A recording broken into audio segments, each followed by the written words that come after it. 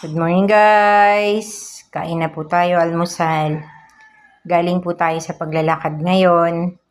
As usual, sinisika po nating maabot yung 10,000 steps. Yan, nakabili po tayo ng pansit malabon. Tapos, saka pandesal. At gumawa rin po tayo ng calamansi juice. Yan, calamansi juice.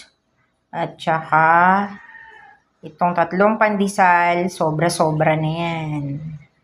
Hindi po ba? Maglakad tayo tuwing umaga, tapos mag-aalmusal tayo para ready na tayo sa maghapong paggawa sa loob ng bahay.